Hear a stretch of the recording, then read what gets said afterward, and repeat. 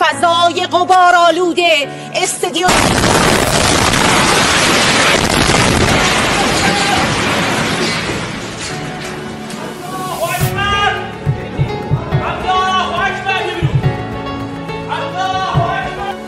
abantu 14 baguye mu bitero by'Uburusiya bwagabye kuri Ukraine kandi nanone Trump yabeshye Trudeau mu nama ya G7 cyangwa se bya bihugu birindwi by'inkazi.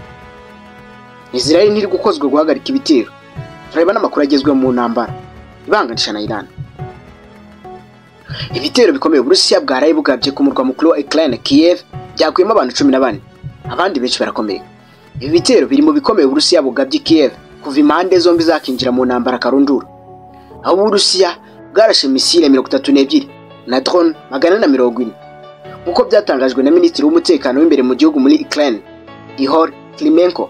Ibitero byagabwe mu duce 27 tw'umujyi wa Kiev aho byamaze amasaha 9. Kimwe mu bisasu byoherejwe cyaguye mu nyubako ituyemo abantu gitura hasi, ari naho haguye benshi mu bishwe n'ibi bitero. Perezida wa Ukraine Volodymyr Zelensky yatangaje ko ibitero ari igikorwa cy'iterabwoba cyakozwe n'Uburusiya kuko byibasiye abasivili. Ati birababaje kubona ibihugu bikomeye ku isi byarirengagije iki gitero kibasiye abasivili. Byari byitezwe ko Zelensky aganira na Trump mu nama ya G7 iri kubera muri Canada.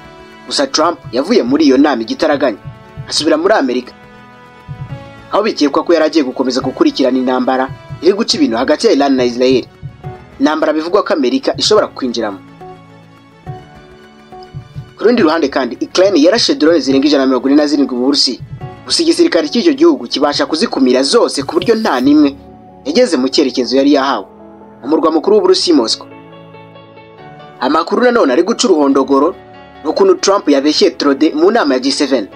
Perezida Donald Trump yongeye gutangaza amakuru atariyo mu nama ya G7 aho yashinjije Justin Trudeau, Minisitiri w'Intebe wa Canada, kuba yaragize uruhare mu gukura Uburusiya mu itsinda ry'ibihugu bikize G8 ari muri 2014. Gusa amateka no kuri byabaye bigaragaza ko bihabanye n'ibyo Trump yavugaga. Muri iki kiganiro yagiranye n'itangazamakuru bwo yari kumwe na Minisitiri w'Intebe w'Ubwongereza Keir Starmer, Trump yavuze ko Perezida Vladimir Putin yirukanwe muri G8 na Trudeau afatanyije na Barack Obama. Ati yirukanwe na Trudeau wabishishikarije abandi bantu babiri cyangwa se batatu hamwe na Obama wahoze ayoboye Leta Zunze Ubumwe za Amerika. Birangira rero yirukanwe kandi anakubwira ko atishimye kubw'ibyo. Ibi Trump yabivuze ubwo yasubizaga ku cyifuzo cyo kugarura Uburusiya muri G7 ku buryo bwari gusubiza igitinyiro uwo muryango wari ufite, ndetse anavuga ko byari gutuma intambara ya Ukraine itaba igihe Uburusiya bwari kuba bukiri muri G8. Ukuri ko byabaye nuko nguko Uburusiya bwirukanwe muri G8 muri Werurwe 2014 nyuma yo kwigarura agace ka Crimea kahoze kuri Ukraine. Icyo gihe Canada yari yobowe na Stephen Harper, umuyobozi w'ishyaka ry'abakonservateur. Justin Trudeau ushinjwa na Trump yari umuyobozi w'ishyaka rinini tavuga rumwe n'ubutegetsi bw'icyo gihe. Trudeau kandi yabaye Minisitiri w'Intebe nyuma y'amatora yo mu Kwakira 2015, amezi 19 nyuma y'iyirukanwa ry'Uburusiya muri G8. Bikaba byumvikana ko atari kubwirukana kandi atari yaba umuyobozi. Ubusanzwe ibihugu bigize G7 bifata ibyemezo ubwumvikane busesuye, nta gihugu kimwe cyonyine cyemerewe kwirukana ikindi. Byongeye kandi Trump yavuze ko Trudeau yayoboye igikorwa cyo kwirukana Uburusiya. Ni ibinyoma byagarutse mu magambo ye kenshi, harimo no ku kiganiro muri Gicurasi 2025. Ku rundi ruhande kandi mu kiganiro Trump yahaye Fox News yavuze ko iyo Uburusiya butava muri G8 butari gutera Ukraine, hagaragaza ko kuba bwarirukanwe byabaye ikosa rikomeye cyane. Aya magambo yishimiye n'Uburusiya, aho umuvugizi wa Presidence y'Uburusiya Dmitry Peskov yavuze ko G7 bitagifite agaciro kandi ikosa ryo kwirukana Uburusiya byarakozwe nayo. Ese no kubera iki Israel itari gukozwa guhagarika ibi bitero? Reka tubijyana n'amakuru agezweho mu ntambara ibanganisha na Iran. Minisitiri w'Ingabo wa Israel Katz yatangaje ko abasirikare b'igihugu cye bari kwitegura kurasa ahantu 10 akorerwa intwaro z'ubumara i Tehran muri Iran. Kuri wa 17 Kamena 2025, Katz yavuze ko ingabo zirwanira mu kirere zigaba ibitero bikomeye ahakorerwa intwaro z'ubumara n'ahakorera ubutegetsi. Uruganda rwa uranium rwa Fordo ruri munsi y'ubutaka bivugwa ko rudashobora gusenywa n'intwaro za Israel kiretse hifashishijwe ibikoresho bya gisirikare bya Amerika. Iran yavuze cyatuma ijya mu biganiro. Al Jazeera yatangaje ko bamwe mu bashinzwe umutekano muri Iran batangaje ko bashobora kwemera inzira y'ibiganiro mu gihe Israel yahagarika kurenga umurongo utukura. inzego z'umutekano za Iran zatangaje ko ibitero bya Israel bitageze ku ntego zabyo neza, ndetse mu gihe Amerika yakwinjira muri iyi ntambara byatuma akarere kose kisanga muri iyi ntambara. Gusa Aaron Pinkas wabaye umudiplomate wa Israel uyu munsi akaba ari umusesenguzi, yavuze ko kugira ngo Israel igere ku ntego zayo hari uko yasenya ahakorerwa intwaro za nucleaire hazwi nka Fordo. Yahamije ko kugira ngo Israel ibashe gusenya ibikorwa remezo bya Iran izakoresha intwaro kirimbuzi na za misile byasaba ubushobozi bw'igisirikare cya Amerika. Israel yavuze impamvu eshatu zatumye igaba ibitero kuri Iran. Minisitiri w'intebe wa Israel Benjamin Netanyahu yavuze ko urugamba Israel kurwana rugamije guhagarika umugambi wo gukora intwaro za kirimbuzi, gusenya ubushobozi bwo gukora ibisasu bya misile no guhagarika iterabwoba. Yanavuze ko bazakora ibishoboka byose bagere kuri izi ntego kandi bari gufatanya na Leta Zunze Ubumwe za Amerika. Abaturage bamwe bo muri Iraq bigabije imihanda y'umurwa mukuru Baghdad bamagana ibitero bya Israel. Israel kandi yarashe ahatunganyirizwaga ingufu za nucleaire muri Natanz, ndetse babiteguye no kurasa ahandi 10 hakorerwa ibitwaro kirimbuzi. Ibi ni biki? Banki ikomeye yo muri Iran nayo yagabwe ibitero. Imwe muri banki za leta ya Iran yagabwe ibitero by'ikoranabuhanga byatumye serivisi z'ikoranabuhanga zihagarara. Itsinda ry'abahakazi bafitanye isano na Israel ryatangaje ko ryari ryagize uruhare muri iki gitero cyagize ingaruka ku makuru y'iyi banki. Abaganga nabo bavanywe mu rukiko igitaraganya.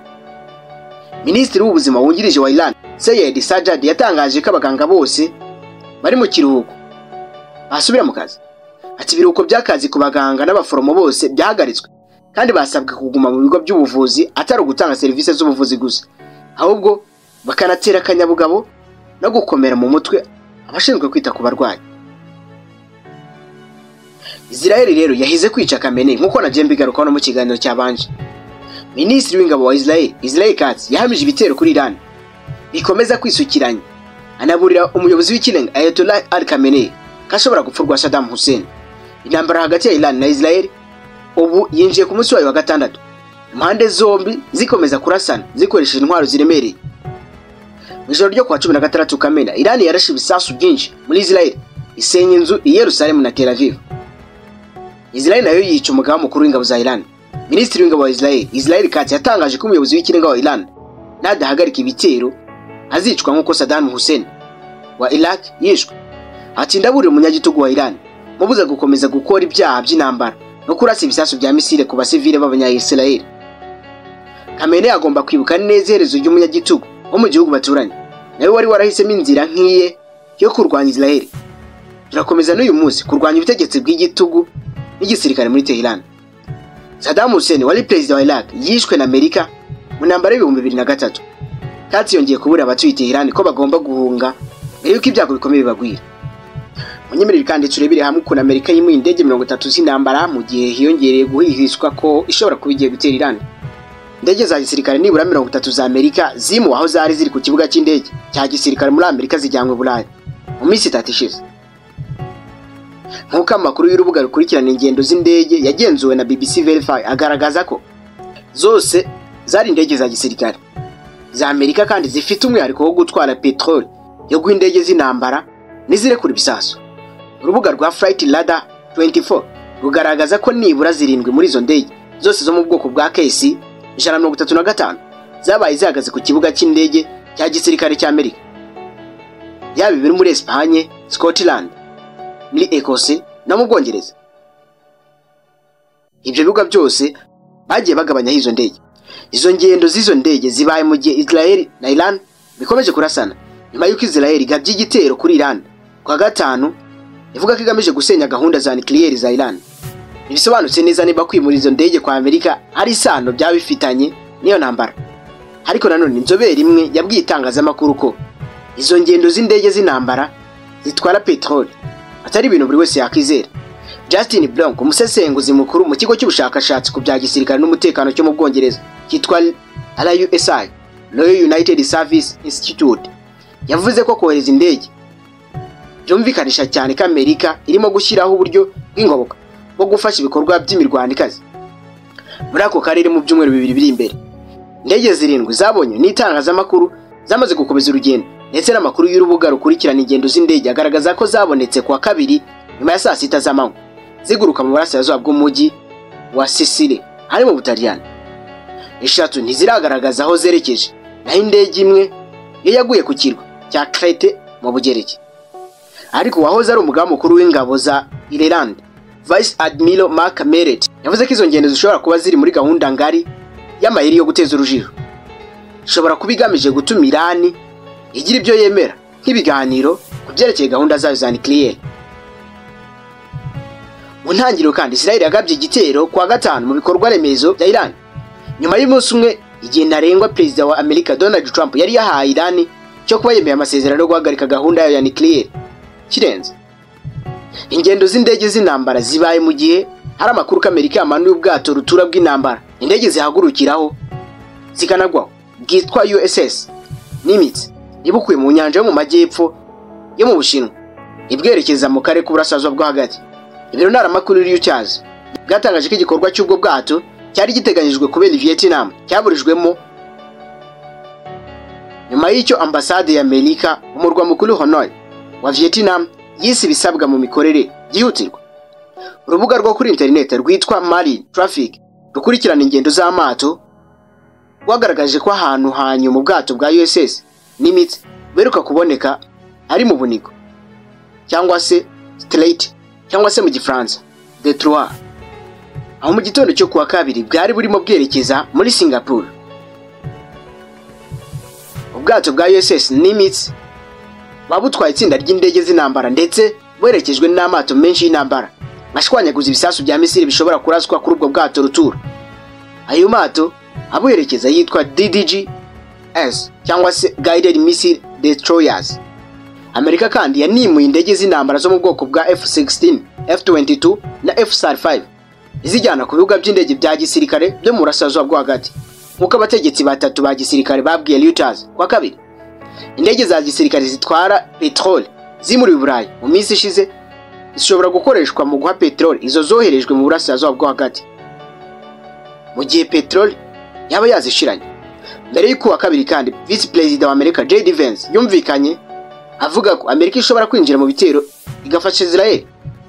Yanditse ku mbuga nkoranyambaga ko Trump ashobora gufata icyemezo ko akeneye kugira ibindi akora mu gusoza cyangwa se guhagarika gahunda ya nuclear ya Iran.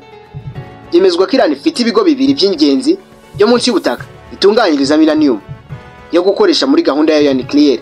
Israel yamaze kurasa ku kigo cya Natanz, kandi ikigo cya Fordo kishe munsi y'urusobe rw'imisozi miremire iri hafi y'umujyi wa Qom uri rwagati muri Iran. Kugira ngo Amerika icengere muri icyo kigo bishobora kuyisaba gukoresha ibisasu rutura byitwa GBU 57A/B Massive Ordnance Penetrator cyangwa se MOP, nk'uko abasirikare babiri bo ku rwego rwo hejuru bo mu burengerazuba bw'isi babwiye itangazamakuru. Ibisasu bya MOP biraremereye cyane, kimwe kikaba gipima ibiro 13,600. Ibyo bisasu binazwi nk'ibimera umuyoboro w'ubwirinzi cyangwa se bunker busters. Icyo gisasu niyo ntwaro yonyine yo muri ubwo bwoko yemewe mu ntambara. Byibazwa ko ishobora rero kumena muri beto igera kuri metero 60. Indege y'intambara yo mu bwoko bwa B2 ibonwa na radar niyo yonyine ishobora gutwara ibyo bisasu. Mu gihe cya vuba aha hashize Amerika yari ifite itsinda ry'indege za B2 mu kibuga cyayo cy'indege za gisirikare kiri ku kirwa cya Diego Garcia, kimwe mu bigize itsinda ry'ibirwa bya Chagos Archipelago mu nyanja y'Abahinde. Nubwo icyo kirwa kiri mu ntera ya kilometero 3860 uvuye ku nkombe yo mu majyepfo ya Iran, kuba izo ndege ziri ku kirwa cya Diego Garcia yatuma ziba hafi cyane yo kuba mu ntera ishobora gutuma zirasa zikagera kuri Iran. Air Marshal Greg Bagwell wahoze ari umuyobozi wungirije ushinzwe ibikorwa bya gisirikare operation mu ngabo z'Ubwongereza zirwanira mu kirere yabwiye itangazamakuru kandi ati ushobora gukomeza gukora igikorwa cy'igihe kirekire uvuye Diego Garcia neza cyane. Mu by'ukuri kandi izo ndege ushobora kuzikoresha ubutaruhuka non-stop. Amashusho y'icyogajuru agaragaje ko izo ndege zo mu bwoko bwa B2 zabanje guparikwa i Diego Garcia mu mpera ya Werurwe uyu mwaka, ariko kandi amashusho yavuba cyane agaragaza ko kuri icyo kirwa hari indege zigihari. Vice Admiral Merritt yavuze ko yakwitega kubona izo ndege kuri icyo kirwa mbere y'uko haba operasiyo ariyo yose yo gutera Iran, ndetse avuga ko kuba zitari kuri icyo kirwa ari igice cy'ingenzi cyane cy'umutekano. Air Marshal Bagwell yemeranya nawe, ariko we yavuze ko izo ndege z'intambara za B2 zizwiho gukora amasaha 28 mu gihe runaka, ndetse ko zishobora guhagurukira muri Amerika mu gihe ibiro bya Perezida wa Amerika White House byaba bifashe icyemezo cyo kugaba ibitero. Agira ati bambuye Iran uburyo bwari bwo bwose bwo kwirinda. Ubu ngo ibyo birumvikana ko bituma ahantu ahariho hose hasigaye cyangwa se n'ahantu nuclear nka Iran, Israel ishobora rwose kuhakora icyo ishaka cyose. Ibi bivuze ko Amerika yamaze gushyira ukuboko kwayo muri iyi ntambara. Reka mbashimire mwese tubanye muri iyi video. Nibagirwe gukanda subscribe ndetse n'akavugira kugira ngo tujye tubana gatanu ku kandi. Narukira muri comment ubaze ikibazo, igitekerezo cyangwa inyunganizi. Mwibutsa kandi ko nyirizina n'ingiye umunyamugu udasanzwe uvoma ku isoko y'amateka ngasugongera ku muco ndintore idacogura umuhamya w'ibintu imigambi. Rinyira amatwi yumva byose. Rinyira inyishu usanga hose ndi nkubida ushandinga nditanyeganyega ndi umugano wa mugambo ni indirimbo y'isoko n'amasunzu. Ndi umunyangeso nk'inyange, umunyamutima w'ingabo za Kirima. Intore itarambirwa, indaga mu bitarunduka. Ndisoko itagabanuka ndavuga ngo kuri ngeri Plava, ni Plava TV. Dore muri video itaha.